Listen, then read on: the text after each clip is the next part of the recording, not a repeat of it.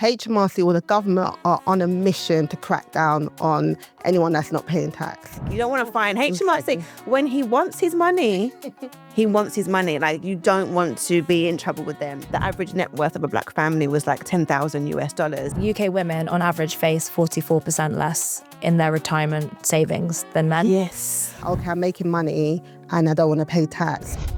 My guests this episode are Fee Titus.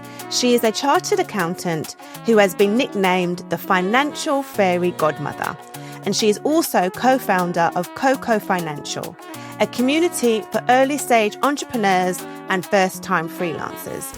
I'm also joined by Stella Ezeogu, who is an ACCA-qualified accountant who has previously worked in the public sector.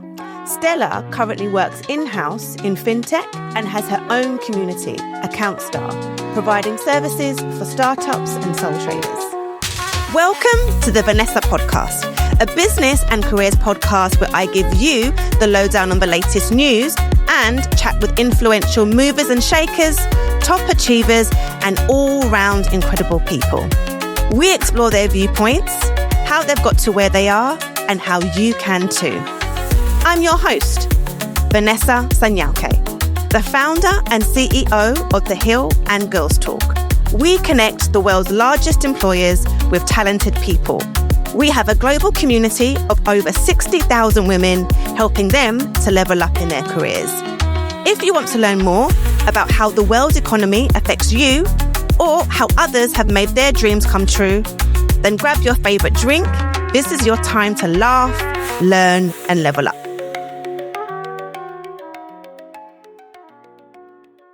Well, Fee and Stella, thank you very much for being guests on the Vanessa Podcast. I'm very excited about this episode. You're two of my favourite people, my super women. I've got you on speed dial.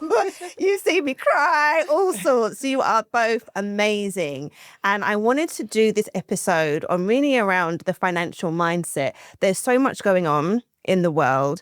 And I guess for people who are working or maybe who are running their own businesses, there's just a lot happening, especially in the UK. So I want this episode for our listeners to really kind of get all the gems from you both. So before we get started, do you want to do an introduction and tell our listeners who you are and what you do? If we start with you, Fee. Sure thing. I'm Fee. I qualified as a chartered accountant at Deloitte a very long time ago. I did a bit of a plot twist and I quit to start a Caribbean street food business, much to my parents' horror at the time. But whilst running that business, and I had a lot of fun doing that, pop up in Soho, kitchen takeover in Peckham. But whilst I was running that business, I kept meeting really phenomenal female founders in particular who were very creative, very passionate about what they were doing, but lacked confidence when it came to tackling all things accounting, tax, finance. And so I set up Coco Financial as a safe space where first-time entrepreneurs could sort of find their financial feet.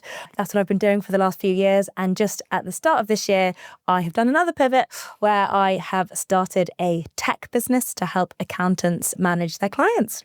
Fantastic. And Stella? So I'm an ACCA-qualified accountant. I'm a bit of a nerd. I done accounting at college, done it at university, and then I've done my ACCA. So took the typical Nigerian route of an accountant.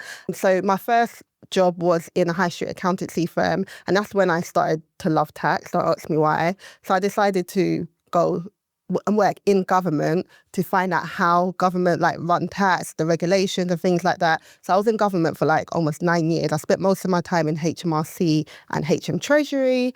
But when I worked in HMRC, one of the things I saw was that a lot of people were getting investigated, a lot of small businesses, and HMRC were viewing it as evasion, but I realised it was just lack of financial education understanding. So I was on a mission after that to educate people on the tax landscape. So I run an accountancy practice called Accountstar, and I help small businesses level up in their taxes and their finances. Fantastic. And you both are very big on social, so we will put your tags on the screen because you do share a lot of gems as well. You've gone viral, Stella as well. I want to start now about the financial landscape in 2025. Now, Stella, I'll come to you. So there are many people who, for example, have side hustles or they're freelancers. And when I say side hustle, they're working a full-time job in a side business or they run a small, medium enterprise. What should they know for 2025? There's so many changes That's a good question. Where do I start? So the first thing I would say is that HMRC or the government are on a mission to crack down on anyone that's not paying tax. So a lot of the measures they're putting into place is to ensure that they're collecting tax in a timely manner and having different ways of collecting tax. So for example, with side hustlers, if you are doing an Airbnb business, on Vinted, Amazon, all of these things, now HMRC have direct access to this information. They encourage these organisations to share that information directly with HMRC. So if you're not declaring that income because you think you don't have to, make sure you are declaring it. If you're not sure, do speak to an accountant.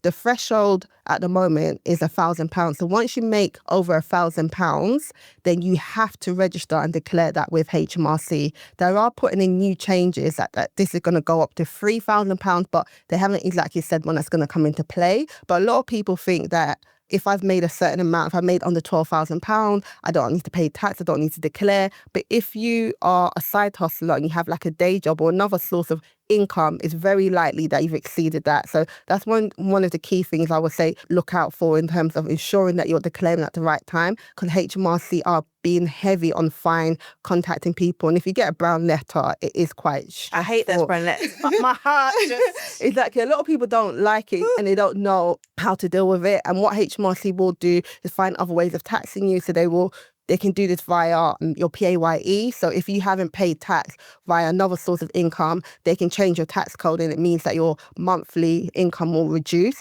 So it's just ensuring that you know what's going on. If you don't know, definitely speak to someone. A lot of accountants, we offer free discoveries calls so you can just find out what your position is. One of the key changes is making tax digital. So this hasn't come into place yet, but it's going to be coming into place from next year, 2026. And what it is that if you make over 50K in side hustle income and you're self-employed or you're doing a tax self-assessment tax return, you now have to submit quarterly returns. At the moment, you only have to submit one self-assessment by the 31st of January. Now, from next year, that's going to have to be done quarterly.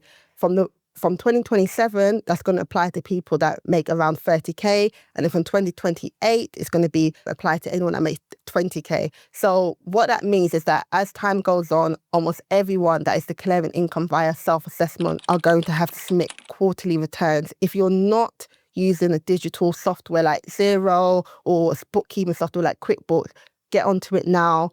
Get an accountant if you don't have one, if you're not sure, just because at HMRC are also introducing new penalties, which are going to be a bit worse than what we're paying now. Wow. And if we're going to have to be submitting more return, which is quarterly, there's more fines are going to come with that. So just to clarify, because some, I guess, entrepreneurs will be familiar with the I hate this, right? I think it's so annoying, where I'm having to pay, like, based on my self-assessment the year before, I'm paying you HMRC half in July. So will this still now be in place? Yes, you still have to still have to make your payment and accounts. Okay. So essentially, the payment and accounts is that you have to make one in January, one in July. If your tax bill's over £1,000, then HMRC expect you to pay basically the tax bill for the next year. So if, for example, your tax bill for this year was $5,000, you need to pay that in advance for the following year because they're assuming that you're going to make it. Because I was thinking that if they have your income for every quarter, then surely... Currently as it stands, they said there's no changes to that at the moment. Mm-hmm. They may change that, but as it stands, they said there's no change and they're still expecting those payments. But what they're saying is that now with the quarterly returns, you have a better idea of what tax you actually have to pay. You don't have to wait to the 31st of January whenever you have to submit it. Exactly. So I think it's good in a way. I think it also helps you plan. Some people kind of bury their head in the sand and just in hope and pray. So the other thing I wanted to talk to you both about is it's been, I guess we've had a new government in power. They're finding their feet. We all understand that. But I guess there's something that's come out and there's been a bit of a U-turn now with Companies House. So Companies House earlier this year had said that if you run a small business, typically what we will do is we'll publish our accounts, but I don't know what the term is, but they're very much like you're not giving up too much of your business out there. And then we read that they were going to now require all company directors, so all companies, no matter what size, to publish all of your business, the P&L on Companies House for everyone, your ex, your aunts, your parents to see. You know, you can't say I ain't got it no more, for example. And you have people were going to have that in the public. And there was a lot of uproar, especially with people who are trying to raise investment, startups, small businesses saying, actually, like, if you're trying to make it can be misinterpreted. So now I think they're backtracked, if I'm correct. Just want to kind of touch base about that. So it was clear that Jonathan Reynolds, who's the Secretary of State for Business and Trade, was surprised by the announcement from Companies House. And so given that he was surprised that it landed in everybody's inbox, showed that the government weren't quite across this announcement by Companies House. And so his view at the moment is that this should be reversed. So the U-turn hasn't officially happened just yet, but his view is that it should be reversed. And actually, I work on the UK Small Business Council. And so there's 20 of us who are small businesses that represent small business across the UK. And we actually have parliamentary sessions a couple times a year. And we speak directly with people like Jonathan Reynolds about all these challenges. And so I can't promise anything, but I'll make sure that the U-turn that he suggested becomes confirmation. Thank you, Fee. You've got it from the inside scoop. Yeah, but what I would say, the bit that is not being U-turned on, and this is the other element of the change, is that there will be a requirement to file digitally. Yeah. And that will be through digital software, no longer directly through the Companies House website. And so to re-echo what Stella mentioned earlier, it's, if you're not using digital software, you're not keeping good bookkeeping records digitally, and you're not currently filing digitally, that is a change that is not U-turning anywhere anytime soon. Yeah, brilliant. Thank you for that update. Okay, so I guess both of you actually, are there any overlooked tax relief schemes, things that people really, given the kind of climate we're in right now, we need to save our coins? Is there anything in terms of the everyday people? So I'm not just talking about entrepreneurs, but working people that maybe they're overlooking that could save them some coins. Fee, I'll let you talk about pensions because I think that's a key one and that's your expertise. Yeah, I think we're in quite a challenging time at the moment. Cost of living crisis has not stopped crisising. It's forever. Yeah, and I do think that the current government and any successive government actually has got a real challenge on our hands. But in terms of sort of how to sort of look after your money, if we're talking personal finance here, there's certain tax things you can do to an extent, but they only really apply to people who are maybe higher income earners. So it's things like salary sacrificing your pension. If you earn over 100k, that's when you start to lose your personal allowance. £12,570 is tax-free for everybody. Oh, you lose it if you earn over 100k? Yeah. So you start to lose it once you earn over 100k. Yeah. Okay. And then when you hit 125k, you lose it completely. So it's kind of staggers between 100, 125. When you hit 125, then you lose it completely. And this is where, the 60% tax trap is there because you no longer have that tax-free allowance. But continue. Exactly. Yeah. And so there's that plus the loss of various childcare benefits when you hit that threshold. And so a super savvy thing that you can do if your company allows you to, if you're an employed person, is to salary sacrifice. So let's say you are earning 110k per year. If you salary sacrificed 11k to keep you at that 99k amount, that is money that would go directly into your pension, which is a very tax efficient form of saving. Whilst there are maybe conversations about changes around that landscape, it's still very a tax efficient way of saving, and then sort of reduce your income. I think I'm happy to talk about these things, but I also appreciate that only 3 or 4% of the UK earn at that level anyway. Yes. And so what I would just say to people managing their personal finances, aside from various tax breaks, is really just making sure you dedicate resources to the life that you actually kind of want to live.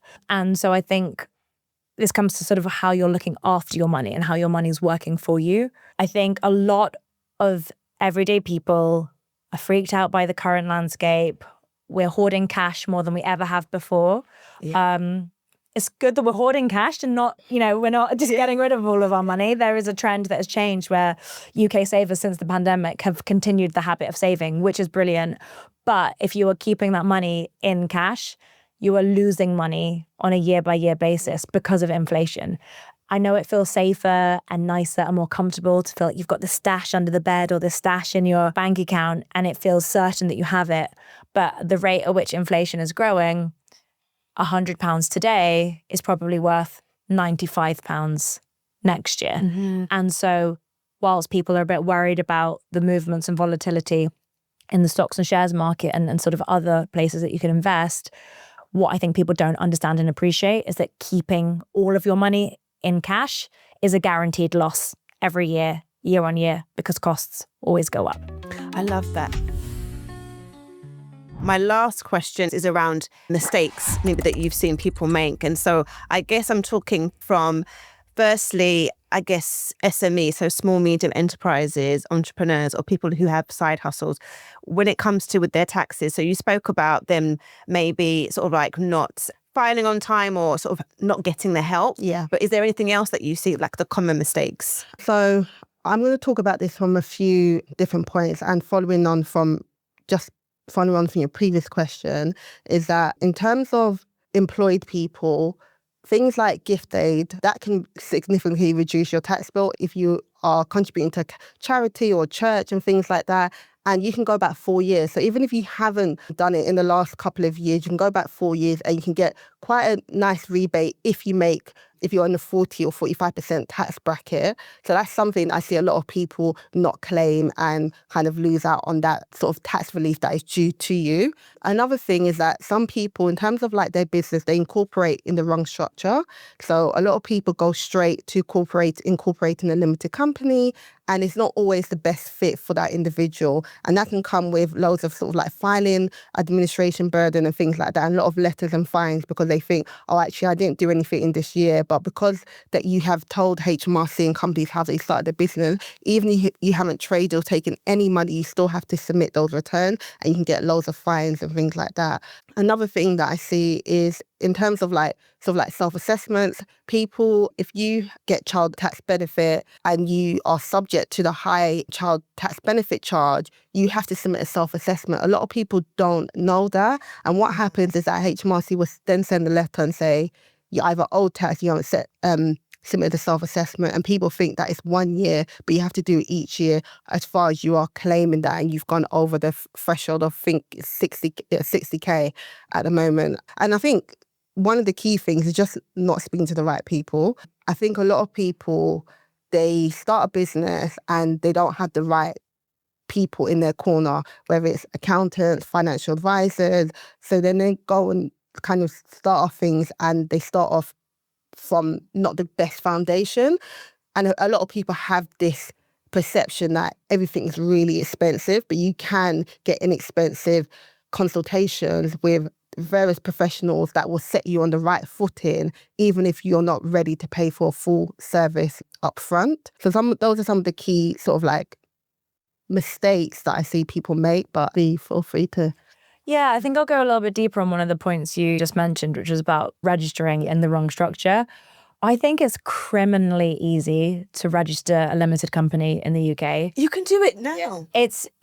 We could literally get you your iPad right now and we'll do it in 5 minutes and it's done. Yeah. And the reason I say that is because I think there's not an education piece. I think there's a step that's missing.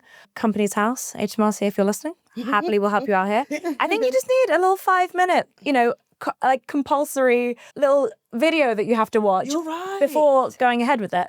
And the reason being, I think a lot of people, because we don't get taught this in school, they're trying to roll it out in schools, but the teachers that are rolling it out aren't financial experts themselves, so they're a bit unsure. But essentially, I think a lot of people think that to have a business, you have to register a limited company. And I've seen time and time again, people announce online, hey guys, hey friends, hey fam, I've officially registered my business limited. And you can just see all the comments underneath. Yeah. Congratulations, well done, you'd always do it. I don't think they realise all they've signed up for right now is more paperwork. More admin, and they haven't even got customers at this point in time. Yeah. And so the reason I say this is being a sole trader, which is the same as being called self-employed, is a legitimate business and business structure that I think a lot of people don't even realise. Yeah. And there's significantly less paperwork, at least in the beginning. We did touch on sort of some of the changes with making tax digital, but this speaks to the point that when you're going to start a business or start backing yourself and register, speak to an accountant, please. Honestly. Please. I've seen so many incorrect structures. And people also forget of the accounting fees that are associated. When you have a limited company, the accounting fees is almost 3 to 4 times more than how much it is to get an accountant to help you with your self-assessment. So there's a lot of things that you need to consider. And I've seen so many people close down their actual operation of their business because of the stress of all the administration that comes with a limited company, when all it really meant is that actually you just need to maybe dissolve the company and operate as a sole trader. You're still running a business. It's just the structure that you do that probably needs to be revisited. Yeah, I think the sole trader one, I definitely think it's something that people should look into.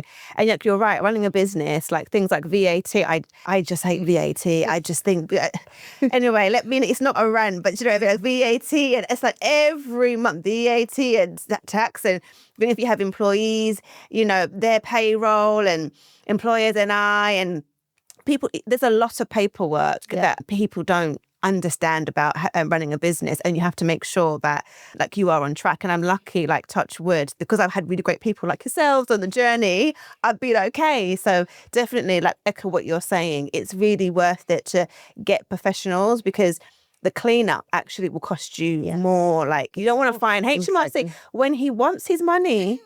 He wants his money. Like you don't want to be in trouble with them.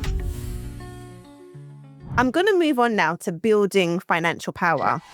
And it's something that I'm really, really, really passionate about in terms of people really thinking, especially those from marginalised communities. So women, like Black and brown individuals, women, Black women, how we can make our money grow. And so a lot of people do, 9 to 5, as we mentioned, side hustlers or businesses. So for the first step, and I'll pose it to both of you, where should people start? So if you've never even thought about building wealth, maybe you just pay your bills and that's it. Where should people start when they're thinking about, investing or making their money go further?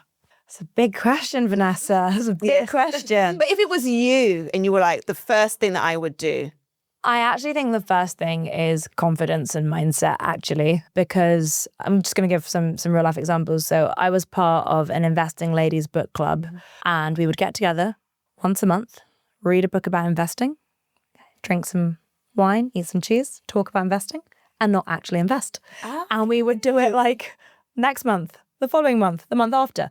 And I got to like month 5 where one of the ladies was like, ladies, we've been drinking wine and eating cheese and talking about investing and looking at all the theory. Should we start investing? And everyone was like, oh goodness, no, we couldn't possibly. We don't know enough.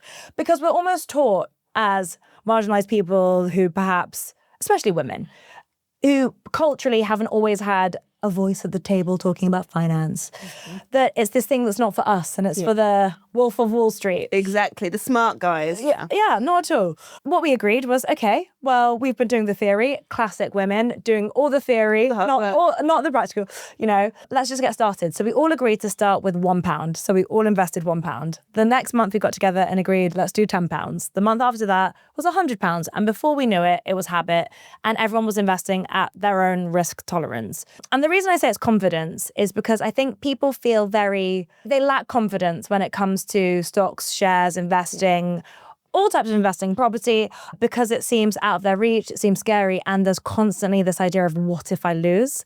But I think, again, it's an education piece along the side, because you only lose when you take your money out.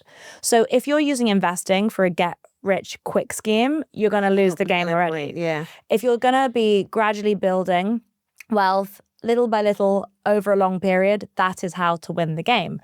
And so I think it's a mindset piece of remembering that if you can afford that expensive matcha. Blank Street. I'm not gonna. Yeah. I was not gonna name. I was literally. I've been thinking about going there after this. So okay, you're speaking to me. There we go. So if we've got our daily coffees, if we've got that expensive gym membership, if we've bought that, that expensive coat that we didn't actually like and never returned it, The reason I bring that up is not to say don't spend money on these things that bring us joy. I'm just saying if you can spend money on those things that don't give you any return or any sort of value afterwards, you drink the matcha and it's gone. And people think you have to invest £1 million. Yeah. It can be £10. As you mentioned, it can be something small. And I want to also be clear to people watching or listening that we're not talking about that when you were referring to instant money. We're not talking about those people that we see on Instagram that say, I'm a trader and I can... not trading. That is not what we're talking about. We're talking about people that say, you can trade stocks and shares. It's about you putting your own money into the market. So this is very separate to trading. Trading is where you are, you're literally trying to get a trading gain instantly. Mm-hmm. This is just about your long-term strategy of how you're building up your wealth. So you can invest in stocks and shares, you can invest in property, you can invest in wine. And actually... Oh, I didn't know that. Yeah, well... obviously, it's very much like, of course, our Venus I wine. love wine, yes. I didn't know you could, as a commodity. Yeah. And of course. And actually, true story, a friend of mine was gifted a bunch of port for his christening back in the late 80s. Don't want to expose his age. Back in the late 80s. And when he turned 21, his family got it valued. And each bottle was worth a lot of money. Oh, wow. I need to be helping on some of these bottles then. Okay. So I'm just saying investing can come in all forms. Yeah. But the point is, if it had been a bad vintage year for that particular port, it would have not been worth much. So, there is risk. Like art, there's reward. Invest in art, for example. Of course, there's risk, there's reward. I love that. Let's move on to the next topic in terms of the wealth gap. So the wealth gap for women and men is huge, but for women of colour, it is much bigger. We've got that intersectional piece. So there's been various statistics, but one that was around a few years ago was, I think the average wealth of a black family this was in America, was like 10,000. Their net worth, the average net worth of a black family was like $10,000. And I think a white family was around $100,000.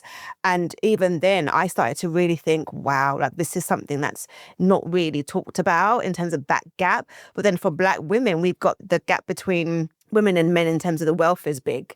And so what practical steps can women of colour do themselves to make sure, for example, we know there's an ethnic pay gap, then there's a gender pay gap. So already we're getting paid less than our counterparts. So how do we, for those that are working, whether that's through business or their day job, what do we need to do to just really try and get rid of that? And I know we're not trying to get you to give, financial advice, but what are some of the practical things I can at least look into? So I will talk about this from a perspective of, in community, we need to talk. A lot of people are getting underpaid because they're not having conversations about salary transparency. So a lot of women are getting underpaid. Ethnic women of colour are getting underpaid. And I think I've been fortunate in certain workplaces where my bosses have pulled me up and like, Stella, you're actually making 10,000 less than everyone else in the team. You're not always going to have advocates like that, but have conversations. And I remember advocating for myself and I asked everyone,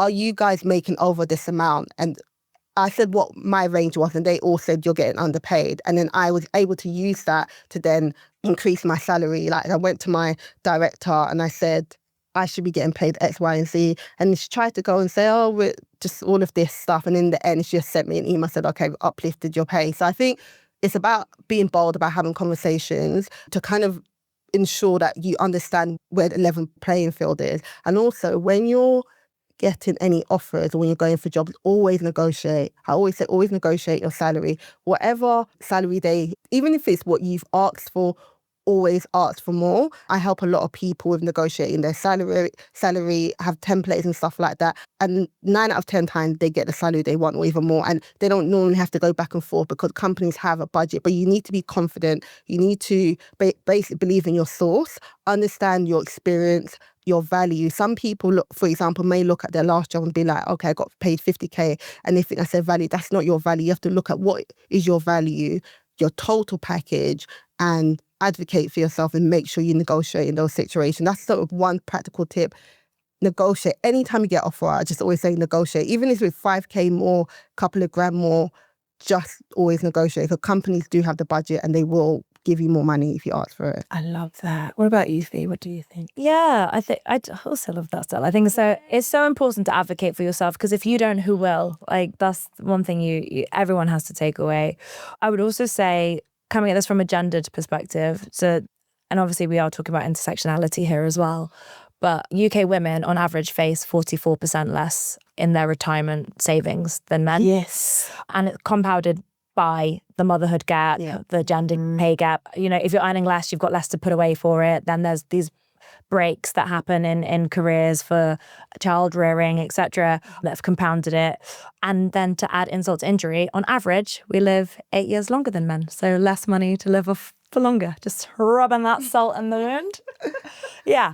God, so we live longer and then we're broke. Yeah. So, but one thing you can do is, and you know, this isn't going to go all the way to closing that gap, like, you know, 100%, but there are things you can do. So if you are in a committed relationship and you have an open, honest conversation with your finances, another UK adult can actually pay into your pension up to, I can't remember the exact amount, it's like up to around 2k a year.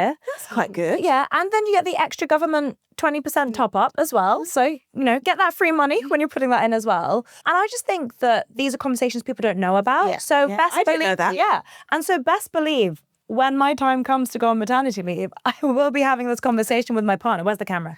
Yeah. I will be having this conversation, Annie, about the contributions going into my pension during that period of time when I'm not when my work is not contributing into my pension, and when I'm not, because, you know, I'm not going off on a jolly and just like finding myself on a mountain in Bali.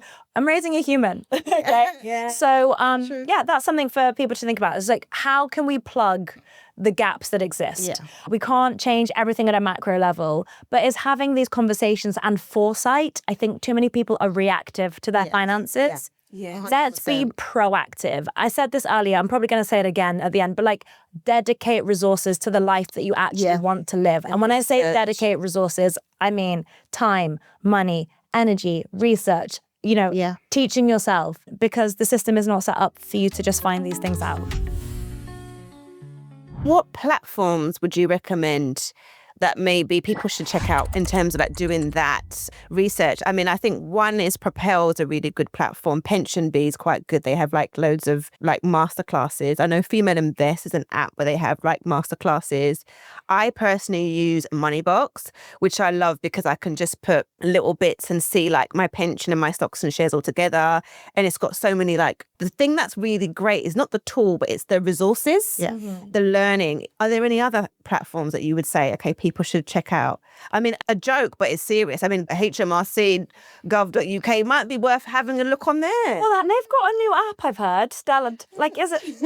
Okay, maybe not. So, okay, so one of the key things I was going to say, everyone has different learning styles. So I think you have to try different things and find out what works for you. So something like the gov.co.uk website, the app, if you're a bit of a nerd, you might love that because it just tells you everything in black and white. It doesn't really explain it to you, just gives you the bare bones and facts. In terms of like other platform or communities, Black Girl Finance, she's quite good, and she has sort of like, she's got a community, she's got loads of resources. I find her things easy to understand. You've got the E-Man effect as well. So there's different people online that you can get bite-sized information. They also offer services as well, and they can relate to you, understand your situation. I think that also AI, use chat for resources. Don't use it to file your tax return. Don't use it for advice. Or investing, Use it for advice. But maybe ask it for sources that you can use to actually upskill yourself in terms of financial education. Go to events. I think go on Eventbrite, go to events and network with people, because a lot of the people that I've met through networking events, and they've helped me massively in my journey in terms of finances. So I think that you have to, as Fee said, you have to dedicate time and resources, find out what works well for you and what is akin to your understanding, and then go from there. Yeah, and I'd also say, if I'm allowed to plug myself, Yes. in the spirit of not being too much of a gal, but like, we got the nickname the Financial Fairy Godmothers because we make difficult, boring, dull topics easy to understand and actually fun, if I'm allowed to say. I was talking about social media, Coco Financial and Accountstar. Yeah, like it's, I know finance and fun aren't words you'd put together, but the amount of people that have left our workshops and our seminars and been like, wow, who knew finance was fun? I was like, enter the Financial Fairy Godmothers. Yeah. It's about disseminating information. And you listed a bunch of, companies and platforms where people can, actually deploy their funds. But I think it's about the education piece beforehand. And then all of the ones you mentioned are pretty much ones that I use too. So okay, great stuff. So I am going to move on in terms of to the next topic, which is around, I guess, mindset and growth when it comes to businesses. So, you both have been on this journey with me in terms of thinking about how to scale. So if there are entrepreneurs or business owners who feel like, now I'm ready to take my business to the next level, what are some of the things that you see in terms of mistakes that maybe people make, and what do they need to consider before they go on that growth journey? And that growth journey could look at maybe significant investment, maybe in staff or resources and things like that. I will start on a high level, and then I know, Fee, this is more your bag, so I'll let you finish with this. But I think one of the key things I see with a lot of clients that they're scared to make money. They find that, okay, I'm making money and I don't want to pay tax. So a lot of people kind of stifle the amount of money they make because they don't want to pay tax. And I think it's ensuring that you change that mindset, that if you want your business to grow, don't be afraid to make money, but ensure that you have the right partners to take your business to the next level. So if you have an accountant, make sure you understand what that accountant does and what their specialism is. I find that a lot of people think that one accountant, if you work with a bigger firm, they're likely to have, all the resources that you need. But some people assume that, okay, they've gone for investment. You haven't told your accountant that you've gone for investment. Things go through the books and you haven't done things in a way. You're working with different people, but you don't tell your accountant. And then when it comes to doing your books, then you're realizing that, okay, I have to pay all these tax, but you didn't get that structure and advice. So I think the key thing is understanding, speak to your accountant, find out what they do when you're making changes in your business. If you want to grow, it might be that you need sort of a financial manager to manage your books, help you with any investments or anything like that, or getting funding. And also ensure that you're communicating with whoever you're working with. So if you're working with financial partners and you have taxes that are overdue, that's going to impact the health of your business. So just ensure that you are talking to the right people. And if you don't have the right people, don't be scared to invest in getting different people to work for your business. So that's what I would say, sort of on a high level. But Fee, I'll let you go into sort of more practical. Yeah, I think those are all brilliant points. And I think when it comes to sort of scaling and growing a business, there's so many factors that go into it, and it's not easy. One thing I would say is that running a business is one of the hardest things you could ever do. Preach show. And lowering your ambition doesn't make it any easier. Yep. That is something I have truly understood. Lowering your ambition does not make that any easier. So if you're gonna go into this, you got to shoot for the stars. It sounds really, corny, right? But you have to, right? Because otherwise, if you're going to play small and try and grow at the same time, it's not going to work. Not going to work. And that's the issue I see with women time and time again is they're ready to grow. They're ready to take the next step, but they still want to play small. And you have to be comfortable when you're entering a growth phase. It's literally growing pains. You're your business is maybe like a toddler. It's just found its feet. Then you're going to be like a teenager and you've got growing pains, right? That's what your business is going to be like. And you can't keep playing with the kiddie toys when you're trying to, play with the big boys. And so I say that to say this, get comfortable with growth, meaning shedding. It might mean getting rid of some of your current client base, which can feel a bit scary. It might mean taking a step back to take a leap forward. It means getting comfortable with knowing who your ICP is. I talk about ICP a lot. It's your ideal customer profile. I think when a lot of people start a business, they are very happy to take anyone and everyone's coin because you're like, bills have to be paid. Bills have to be paid. And you're so excited that somebody, paying me. Someone's paying me and 2 people are paying me and 3 people are paying me. But as you want to scale scale your business, you can't scale for everyone and you can't be for everyone. So at some point you have to get comfortable with saying, this is our target ICP, this is our target market, this is what we're going to double down on. They might pay us more and us have fewer customers, and there's a bit of a leveling off there. But once you're so super clear on who you are and who you are building for, everything becomes easier. Yeah. The marketing, the messaging, where you find them, all of that. So that's my sort of more commercial-minded angle on that. But the other thing, which I'm going to be really honest and vulnerable, I'm learning myself, is realizing that if you're growing a business, your business can't be about you. Yeah. It's not about you. If you are the part-time social media intern and the head of HR, and you're also the sales guru, and you are and you're the head of finance. Yeah. One, you'll burn out, but also you're unable to grow. That's not scalable. Yeah. So just be honest with yourself. Do I want a lifestyle business that's kind of cute, that, you know, I tick it over and it pays my bills? Nothing wrong with that. Nothing wrong with that at all. I actually think most businesses should be lifestyle. Our lifestyle businesses should be. But if you're talking about leveling up and growth, let go of control. Yeah. And it's about giving it to the right people, isn't it? To the right people. This environment, in terms of the economy, right, there's a lot of financial uncertainty. And I do want people to kind of, I guess, come away from listening to this with, you know, any advice that you have around just making it through financial uncertainty. Are there certain things that you should think about? Like, okay, I need to have a look at, for example, for me, I'm looking at my will, I'm looking at my power of attorney, and I'm also looking at my mortgages up for renewal, like all these things, and my insurance. Are there any other things that people should really think about when it comes to like really turbulent economic times? Yeah, it's cut out the noise, which sounds easier said than done, right? These macro effects we can't really change. Like, you can only change or affect anything on your micro level. We don't know if there's a war tomorrow, you can't control that. If the government put in some new policy that affects you tomorrow, like, you can't change that overnight. Like, so anything that you have no power in, easier said than done, but just throw caution to the wind on that stuff and just keep doing what you're doing. And the reason I say that is, coming back to investing, whether you're investing £1 a month, £10 a month, £100 a month, £1,000 a month, whatever it is, if that's your strategy, keep that as your strategy. Obviously, things can happen in your personal life that may mean you need to adjust, but cut out the noise. I hate when I see people who had a plan and they were consistently investing or consistently saving, they hear a new government policy and they stop their strategy. Yeah. That's the worst thing you could do. Keep the strategy, because this is a long-term strategy. So easier said than done, but just cut out the noise, focus on the bit that you can affect and change, and make sure you're playing for the long term. And I say this with a tangible example. At the start of the pandemic, when things went really volatile and crazy, I decided to check my pension. I don't know why. I'm not retiring for like decades. I did. And it was down 44%. And a small part of me forgot who I was. And I went, oh! Yeah.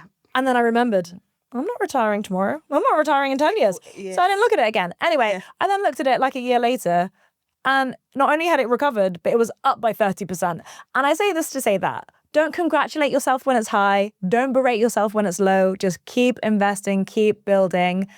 Maybe have a panic if you're like a year away from retirement age. That's the only time I'll let you off. But, you know. Yeah, I mean, I'll say exactly the same thing. Stay in your lane, but level up. I think everyone's watching what everyone else is doing, but I think you need to ensure that you get the financial education that makes sense for you, for where you are, understand where you want to go and walk in that path. I think a lot of people are trying to, as you said, predict what's going to happen tomorrow, pulling out investments. Just keep doing what you're doing, level up, but cut out all the noise and just stay focused. I love that. Yeah. The time has now come to an end. We might have to do a part 2. Yeah, we're going to have to do a part 2.